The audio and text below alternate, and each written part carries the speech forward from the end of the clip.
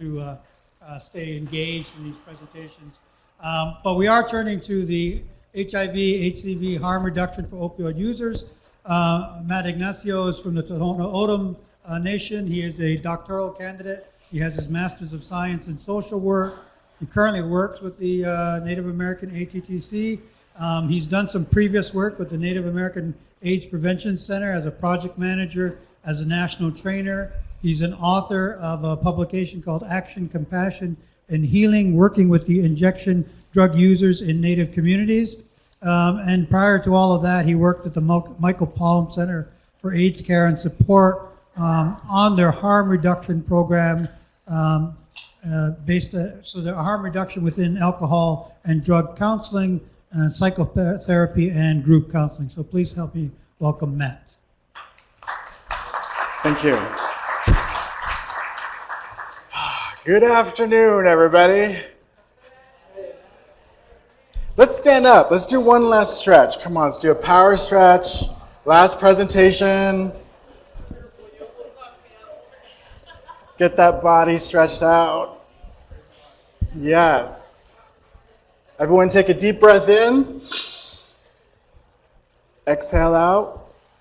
One more time. Inhale in. Exhale out. Beautiful.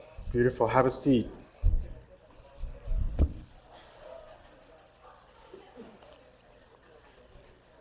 Okay.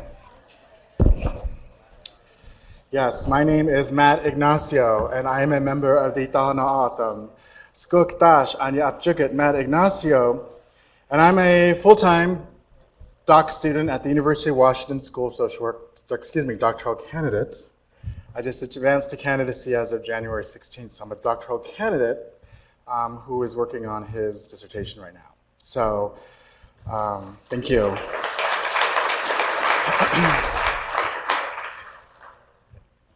One sentence about that life.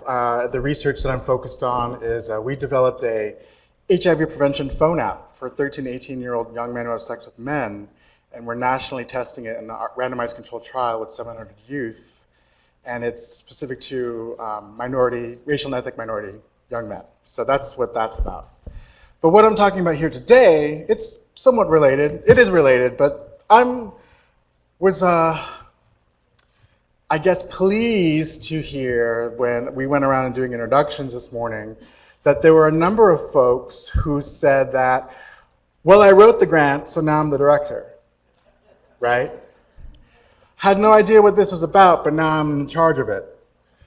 And I say that as kind of like a good place to start because that's kind of where this presentation is kind of geared toward, where the rubber hits the road for all providers, particularly if you're new to harm reduction. I hope to share some new knowledge and information that can help shape your delivery of services. That's ultimately what I'd like to see is an improvement in the delivery of services across the Indian country, specific to drug and alcohol services. If you are more seasoned, if you've had a lot more experience, I hope that this serves as a reminder of the things that are important when we're working with another human being who is in need. I have 20 years experience addressing HIV across Indian country, the lower 48, Alaska, and Hawaii, serving as a national trainer specific to Indian communities, helping community kind of begin, and this was, again, 20 years, so I've seen this evolution where some communities didn't want to talk about HIV, but they were willing to talk about drug and alcohol use. They were willing to talk about alcoholism that's rampant on the community, and that's a doorway, right? So this presentation is informed of the different communities I've worked with. I've also worked for the Harm Reduction Coalition, so you'll see a little bit of their principles of what harm reduction is in this presentation. I kind of just went over the agenda, my bad. Key concepts, let's talk about injecting drugs. Let's talk about harm reduction intervention models. And then addressing opioid use in community, I have some strategies that we could all start planning for right this red hot hour that we can take back to our communities moving forward. All right, so let's just kind of get some key concepts out of the way here. When I'm referring to cultural values, I'm talking about the way I was raised. My father was not a traditional healer, but he was somebody who practiced traditional medicine, and it was a value in our household. My mother as well. In O'odham country, we are a missionized tribe. Spain did come, some Franciscan friars in the 1600s. So Catholicism is part of that. It's ingrained in the community. And I would like to say that this day and age, that traditional values kind of trump Catholicism in terms of healing. But these are the values that I was raised with, and these are the values that were shared across my family. And that was, one of which was giving back by sharing what we know. That it would be selfish to hoard all this information that we're learning here today and not take it back to those individuals who didn't have the opportunity to be here, right? We certainly want to help others. We don't want to, at least I can hear my mom yelling at me to get up and help serve food, collect plates, take out the trash, wash pots, etc. Helping others. Despite stigma, drug use stigma or drug user stigma, it is our responsibility to care for and help our own people, even those who inject drugs. And another value that I was raised with was to respect all life, whether that be plants, rocks, cactus, saguaro cactus. Anyone? Southern Arizona? Nobody? Okay. Well, there's Gila River, right? Gila River was in the room. Yes. Someone who injects drugs or uses drugs is someone's mother, father, sister, daughter, son, friend, right? We can be effective helpers when we set aside our own judgments and see the person for who they are, a human being. And when we educate ourselves on the health needs of those who abuse drugs and respond compassionately, we honor our traditions, our indigenous traditions of sharing what we know, helping others, and respecting all life. So this work, and from where I'm sitting, makes perfect sense, right? Another key concept I want to just briefly touch on is HIV transmission. There is a risk continuum from high to low. The ways HIV is transmitted is through sex, unprotected anal sex, unprotected vaginal sex, mother to child routes during birth, breastfeeding, and sharing injection and drug using equipment, syringes, right? Sharing a paraphernalia such as tourniquets, more of a hepatitis C risk, but the main thing is that if folks are sharing syringes, we can do some work right here and now to make sure that folks don't have to share a syringe or even reuse a syringe. And that we've seen that this morning with needle exchange programs taking place.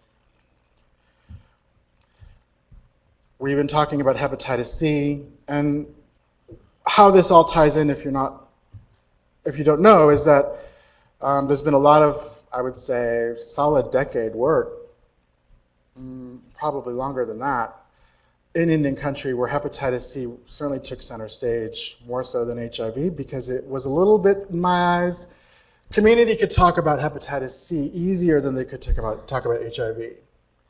And HIV carries a lot of stigma with it, right? It's homophobia. It's dealing with injection drug use. It's dealing with mothers with children and all sorts of like messy situations that people put themselves in.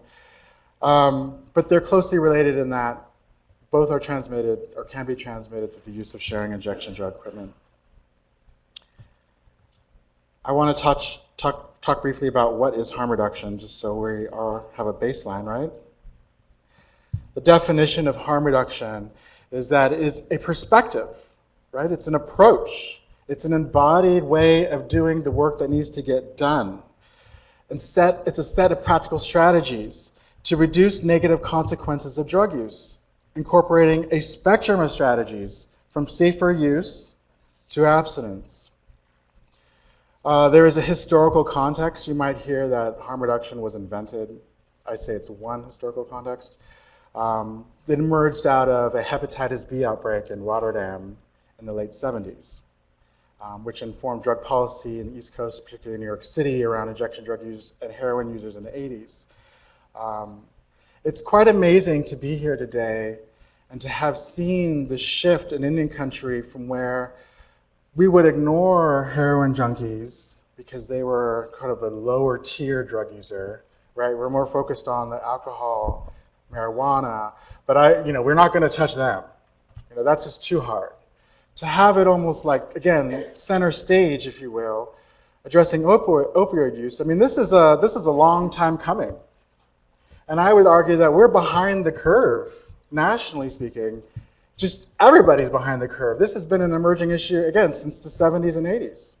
That's what fueled, by and large, the HIV epidemic in New York City in the early 80s was folks who injected drugs and shared syringes. So this work has been taking place, and it is an honor and a privilege to see all of you continuing on in this work as well.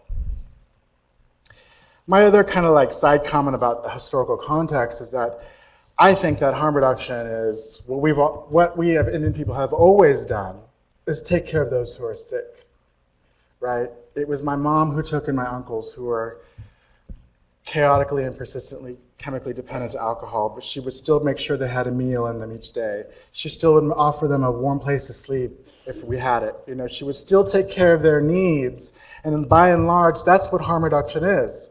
We're not turning people away because of the choices or the circumstances they find themselves in, but we're offering help because it's the right thing to do. These principles of harm reduction come from the Harm Reduction Coalition in New York City, of which I was employed with at one point in my career. And the first goal, or the first principle of harm reduction rather, is that cessation or stopping of drug use does not have to be the first goal of intervention. Abstinence is an excellent form of harm reduction if the client wants to stop using drugs, right? Many clients have not made a decision to stop, or may state they wish to continue using but still need assistance. We as service providers can be effective helpers with clients anywhere along the continuum of drug use, from abstinence to persistently and chemically dependent. And we meet folks where they are, right in their life. We meet folks right where they are in their challenges, not where we would like them to be. And that can be challenging when we have federal guidelines and deliverables and timelines and work that has to get done. Another principle of harm reduction is that it ensures drug users and those with a history of drug use routinely have a real voice in the creation of the programs that are intended to serve them, right? That's what we would call cultural competency. We wouldn't, as Indian people, want a health program designed for us without our voice, our culture, as someone had mentioned earlier, infused into it or grounded in it. So drug user culture, think of it similarly. We'd want to have real voice in the creation of those programs. And it affirms drug users themselves as the primary agents of change, right? Recognizes that the realities of poverty, class, racism, social isolation, past trauma, sex-based discrimination, and other social inequalities affect both people's vulnerability to and capacity for dealing with drug-related harm. And by and large, harm reduction does not attempt to minimize or ignore the real and tragic harm and danger associated with drug use by any means. It's not it's not all people can do whatever they want. We're not enabling behaviors. Harm reduction is really about changing some aspect of a drug using behavior, some aspect of it, to promote wellness, to promote health, to reduce harm. When we are reducing harm, we are simultaneously promoting health. And that assisting somebody to make that change could be the first step to engaging into a lifelong journey of health and wellness for that individual. I talked about, or maybe I didn't talk about, but I will talk about, we can certainly design services for folks who are using drugs along for many different folks, particularly when we talk about modes of administration and the risks associated with each one. Today I'll be talking more about the injection and the harms associated with injecting drugs.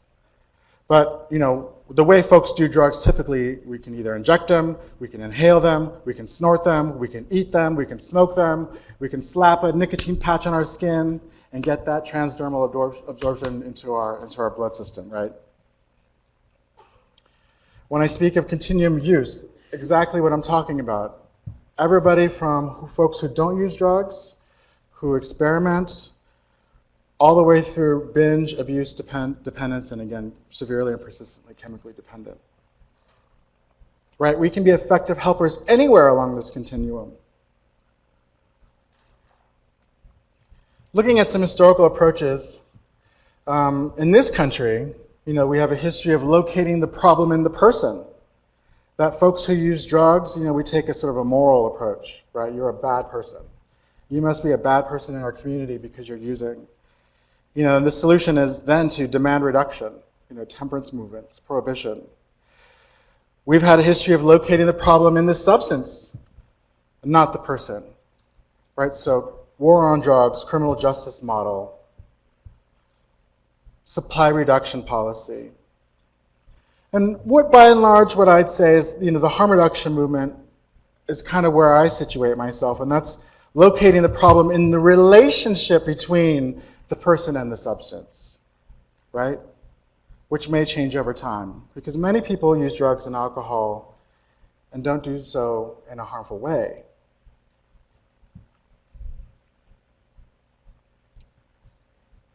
Let's talk about injecting. So, injection drug use refers to a specific way a person administers drugs into their body. We might use the term IDU for short. And it can also refer to those who inject prescription medication, street hormones, other hormones, steroids. I've heard of community members injecting alcohol. So it doesn't necessarily have to be something illegal.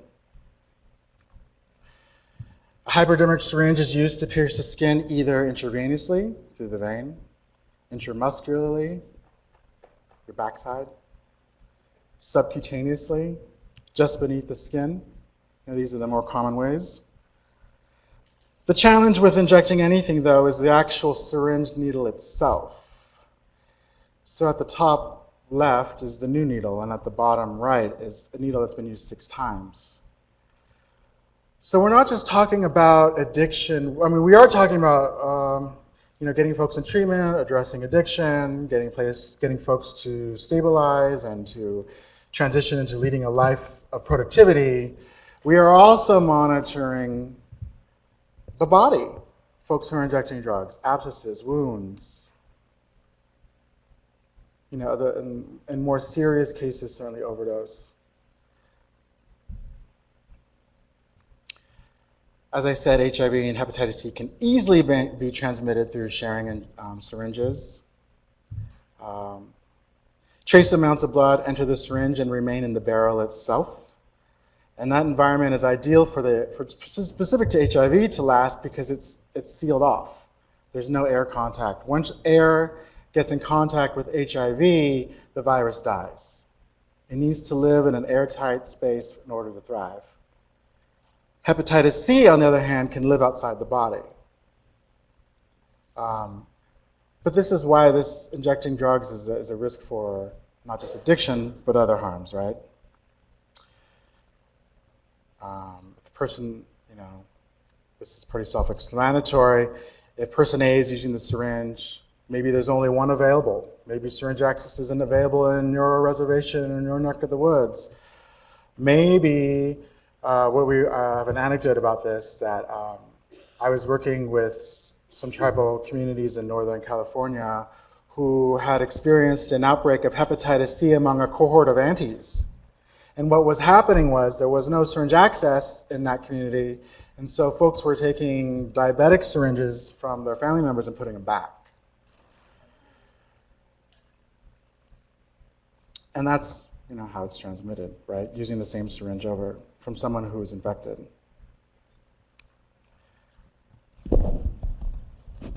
This was a poster campaign when I worked for the Harm Reduction Coalition in New York.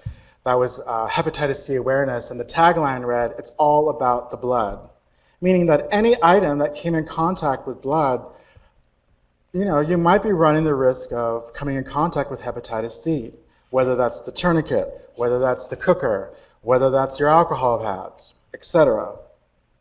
Whether that's the water you're using to dilute your drugs with, if you're reusing that water, right? These are all risks.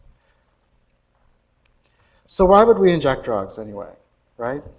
To get an increased and quicker effect of the drug, injecting drugs intravenously reaches the brain quickly, which creates a rapid and strong onset. We certainly want to maybe perhaps get a more efficient dose of the drug, stronger effect. Maybe perhaps we're going through withdrawal or sickness and we want immediate relief. Here are some of the harms that are associated with injecting drugs. Well, right out the gate, we have an increased chance of overdose, partly because of the rapid, strong onset. We have an increased chance of skin infections, which I already mentioned, and scarring of the veins. Scarring can occur from dull or bent needle points. Another harm, forgetting to take medications.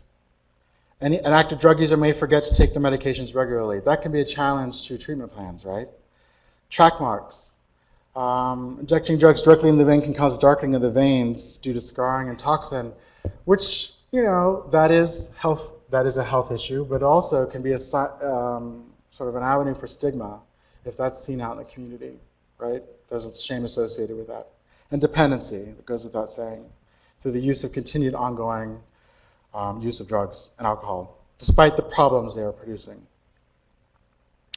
Stigma is also another, I guess what's harm is it's also a barrier. Stigma and shame can be experienced from strangers, family, coworkers, us as providers, our supervisors, tribal council, et cetera, et cetera. Another harm associated with injecting drugs is isolation. Because of that stigma, because of that discrimination, users might become an invisible population. That rejection, marginalization, and isolation can certainly exacerbate one's own drug use. And another harm is compromised cultural values, right? Using substances outside of native ceremony or religious purposes may be viewed as bad or disrespectful, so known users may not be welcome. What I've said in the past is that, if we are discriminating traditional practices with folks who are in the throes of their addiction, we might be missing a very critical step in their recovery. It might be that, and we know, folks in the room have written on this, culture is medicine, right? And if we're denying that, what is that potentially creating? All right, so let's talk about models. We've been talking a lot about models. A harm reduction model, otherwise known as disease prevention, is really, the goal is to reduce transmission of bloodborne pathogens.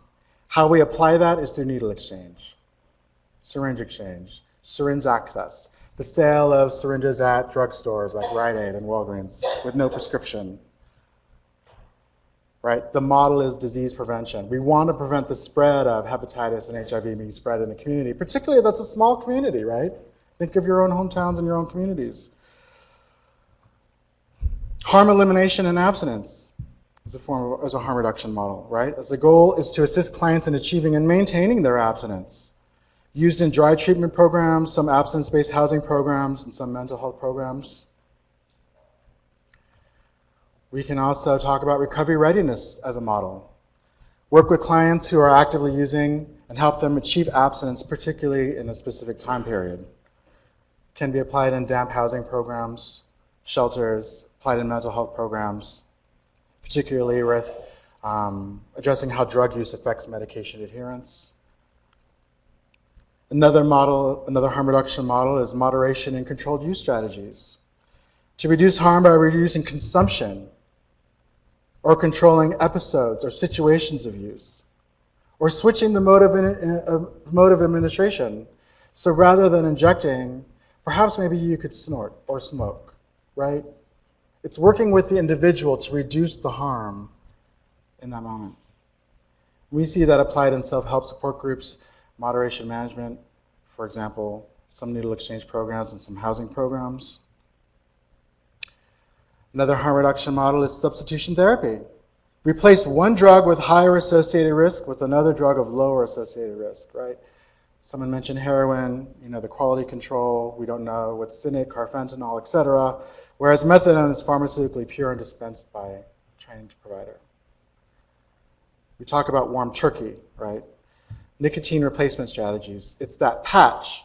Rather than inhaling on a cigarette, give your lungs a break, try to cut back, whatever the case may be, You can use a patch, right? That's lower risk associated with it than smoking cigarettes. Another harm reduction model is relapse prevention, to prevent the return of drug use following a period of successful abstinence. Certainly drug treatment programs, outpatient as well as inpatient, incorporate this. And a lot of it is really to understand high-risk behaviors and high-risk situations. Another model of harm reduction is overdose prevention.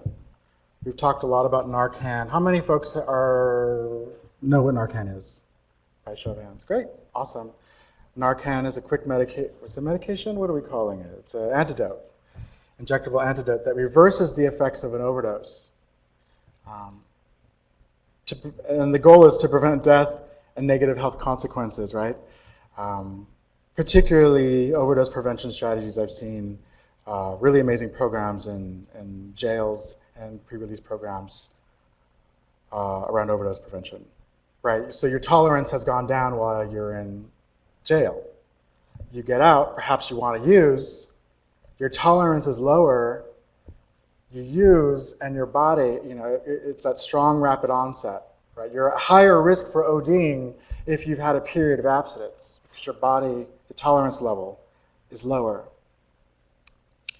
And then another model is, I have it in quotes, is alternative approaches. Ancillary supportive services to active and former drug users, acupuncture programs for detox and relapse prevention, massage therapy, Reiki, nutrition information. I say alternative approaches because I think this is where we see the drumming groups, the beating groups, shawl making circles. It's not alternative if it's the way you were raised, right? But we can look at it that way.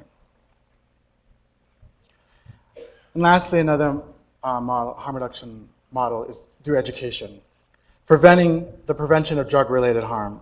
We want to increase awareness of harms of drug use through educational forums, campaigns, drinking and driving campaigns, binge drinking reduction strategies.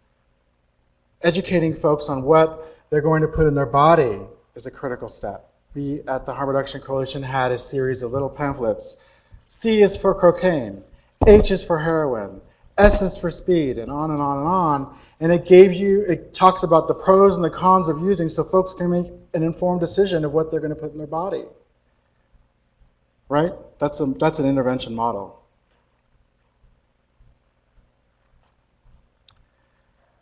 All right, so I want to spend some time talking about what this might look like, or what this has looked like, rather, from the work that I've seen and done, addressing drug use in community. Foremost is the native context, right? Communities may harbor negative judgments towards people who use drugs. We as service providers may have negative judgments and biases, both personal and professional, about folks who use drugs.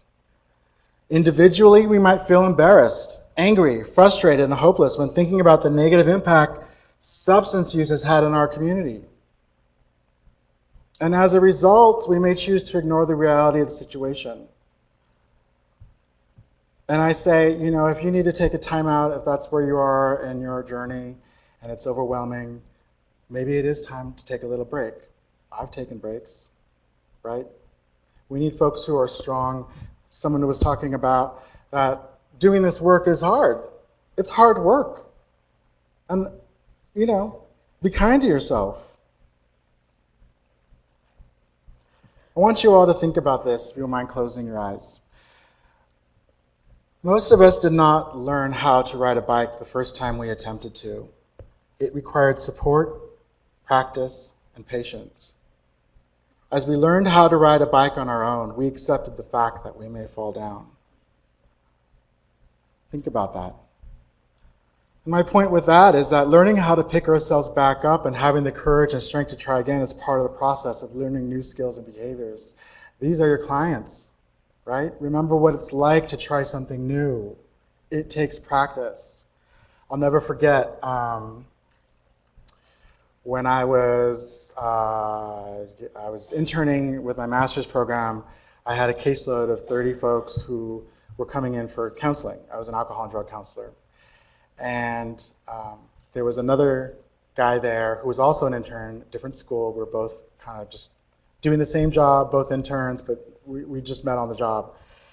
But we became friends, and we had this one client. His name is Matt. I'm just saying that because that's the first name that came to my mind.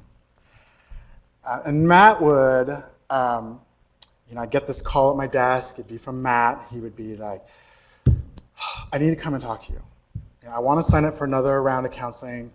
Can we please meet this week? I'd work it out. We'd see him shortly thereafter. He'd come in. He'd be motivated, highly motivated. We'd engage. We'd set the next appointment. He'd come back. Great, week after week. But by about the sixth, maybe not even that far, let's say the fifth week, like clockwork, Matt would disappear and go MIA. Some time would pass, but then he'd call again. And it got to be kind of this running joke between my coworker and I, like, oh, there's Matt again. He's calling for his next round of counseling sessions, but he'll be off and running before we know it. And our boss overheard us talking about this client in that way, and basically berated us and said, how dare you talk about a client in that way? How dare you minimize this person's attempt to try to do the right thing? You should be lucky he's coming in and coming back wanting to talk to you, because that's a sign of trust. And so, I say that because I have to remind myself that too.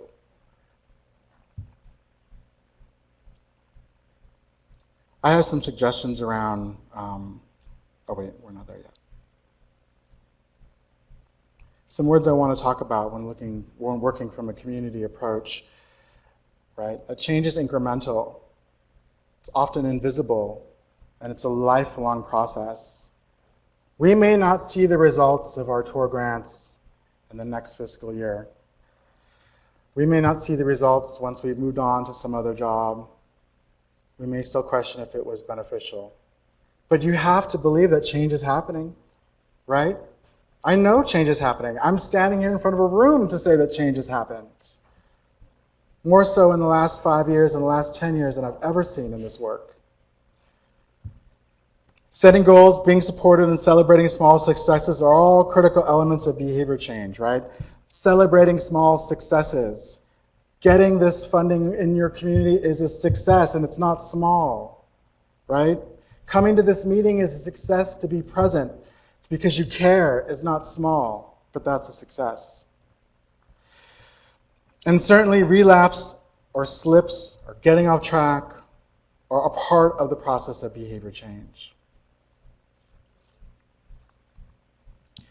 As I mentioned before, certainly getting users involved in the planning and the mobilizing and the implementing. I'd say in the evaluation and the dissemination as well, getting users involved in that process. Programs must reflect the values, the customs, and social norms of the target population. We talked about, would you attend a program that was designed for Native folks that wasn't designed by Native people? There are things on the individual level that we should be mindful of. Overall, we as providers, we work from a strength-based perspective as opposed to a deficit model. Whereas a deficit model, locates the problem within an individual, and does not take into account the environment, skill sets, knowledge, access. I just got in the habit of saying thank you for coming when folks would show up for their session or their appointment. Thank you for being here. Thanks for coming. Welcome. We work from a non-judgmental approach. And as I said before, we identify strengths, whether that be inherent strengths of just being there present, whether they be cultural, survival, spiritual. We as providers also work from a client-centered approach where the client's needs are met and not ours, and that is challenging when we have timelines and deliverables and objectives. We meet the client where he or she is at, anywhere along the continuum of drug use. Try to help folks.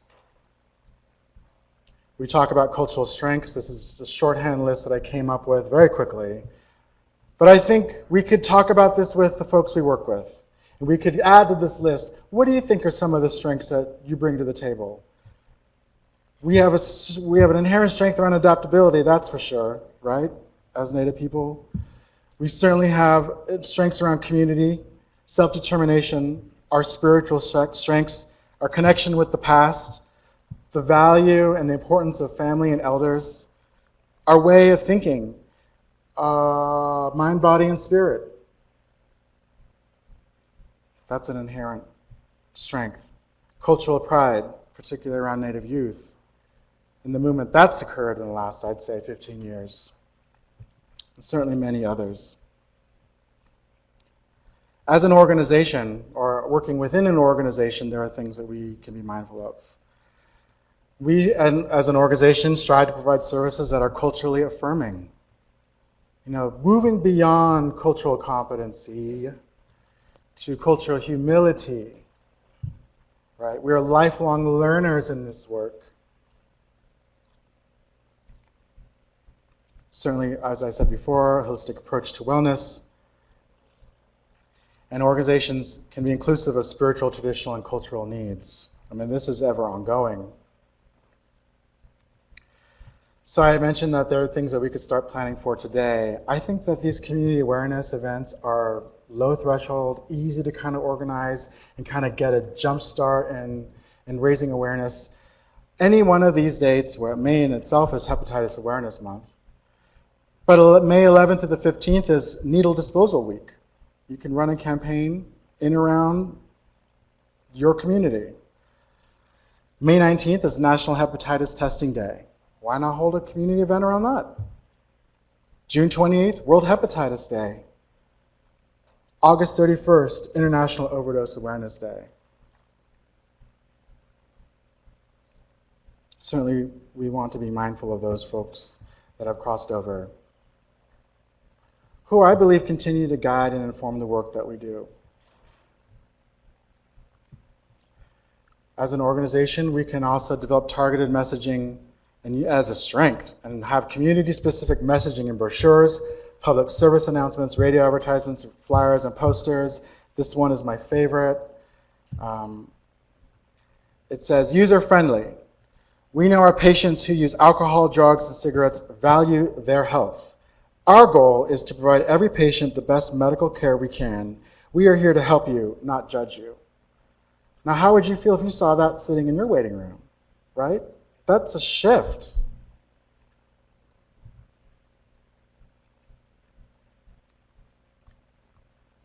And just to be, I want to just, how do I say this? I just want to put it out there, right? It takes just one person. We've heard and seen some of you sitting in this room today, and I'm friends with some of you sitting in this room today who are just that one person, or it started with this one idea. Though many communities experience limited resources, time and time again, it's that one person, the lone champion, who stands up and makes reducing drug-related harm a priority for the community, right? It's that energy and momentum, and I have an example around that. I'll close with this. I'll read it to you. Also, just want to, this is my next slide, is my last slide, but I want to mention Clinton, who I'm sitting next to, and I didn't know was going to be at the meeting. He was a part of the advisory group that helped produce the publication Action, Compassion, Healing, working with injection drug users in Native communities. Clinton has been doing a lot of grassroots community mobilization, coalition building around this very topic, what we're talking about here now, for a very long time. And so he's familiar with the person that I'm going to mention on this next slide. I'll read it to you. Overcoming challenges, right? There have been many success stories within our Native community, with many clients being able to maintain and commit themselves to a sober lifestyle. The connection clients have with other clients who demonstrate care and concern for them, along with their involvement in 12-step programs, as well as religious and cultural activities, help bring meaning to a new life. There is one person that stands out in our community, a woman who for years used intravenously and reconnected and has worked diligently to obtain her associate's degree for drug and alcohol counseling and education. This woman is a positive role model for other Native women in the Los Angeles community. She demonstrates her strong beliefs of helping others and giving back to the community, right? That's from Antonio. I'm from LA. So I support all the lone champions out there, all the folks who feel isolated. Know that I'm in your corner. and that I support and pray for the work you do. Thank you very much.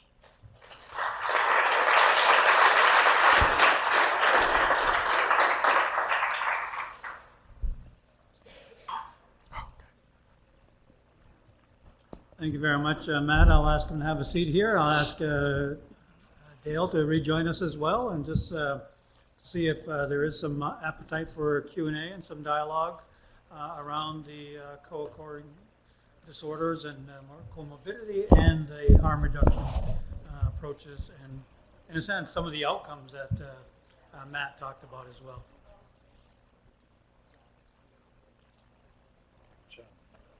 Good group up there, too. It's like teetering. High chairs. I know. High Okay. chairs. And just as a reminder, on the back side of the discussion questions that we had given you this morning on medication-assisted treatment, there are some table discussion questions for the panel on co-occurring disorders. So I'll get Matt to Jeffrey to put those up on the screen. And so yeah, you'll note, what assets do you feel your community has to support co-occurring disorder treatment and harm reduction?